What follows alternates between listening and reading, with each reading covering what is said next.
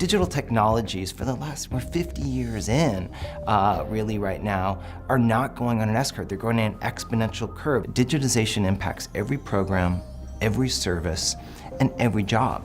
We are in the digital age. So that's what both makes it a bigger opportunity for government today, but also much more than an opportunity, an absolute necessity to move aggressively in this area.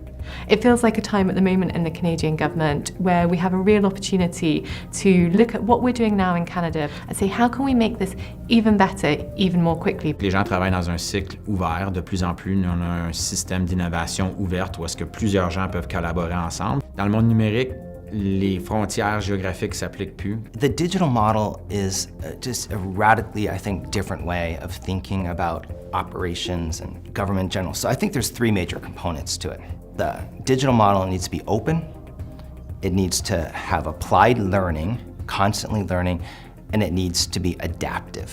The combination of things that have happened so far put us in a great position to move forward with the next steps. Canada is currently number 2 in the world in terms of the Open Data Barometer, which is a really fundamental foundation for how you move forward with digital government.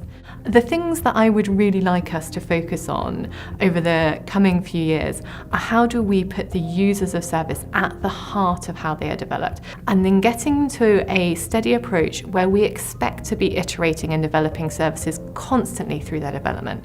To enable that type of digital transformation to happen, to enable us to get to a position where we can measure the successful outcomes of services, we need to support that by a culture change which enables people to act in that way. Toutes les vieilles conditions qui existaient dans un monde analogique existent de moins en moins ou n'existent déjà plus dans un monde numérique. Donc, si on parle d'une différence entre les deux, on parle vraiment d'une différence de culture humaine. Absolutely, it requires a culture shift. This notion of having a digital mindset is probably the most important thing. And you're going to have a lot of people who are going to say, we can't do that in government, we can't move forward in that way, that's not how we're set up, we can't. We just need a lot more people that are going to say, no, we can. That culture shift can start in a lot of different places, but the place that has most power is when it starts from the top.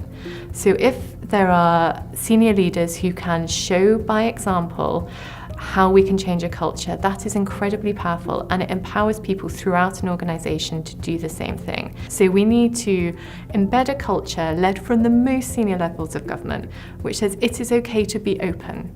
You are not going to build a successful digital service unless you go out there and you talk to your users about what that will look like.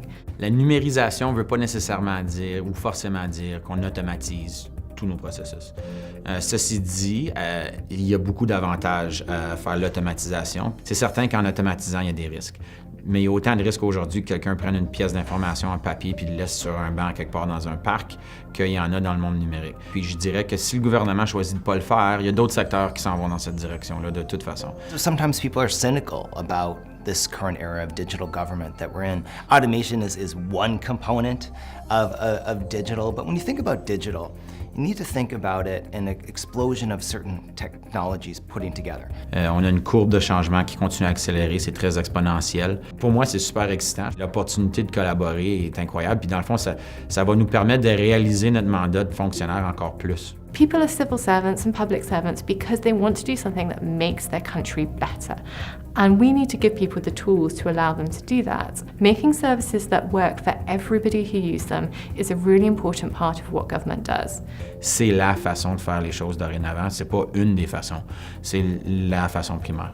There's always going to be a little bit of a gap because lack of competitive pressures. What's important is for government to be a fast follower in technology and not to be a laggard. We have to move forward to actually provide the kind of services that citizens are looking for.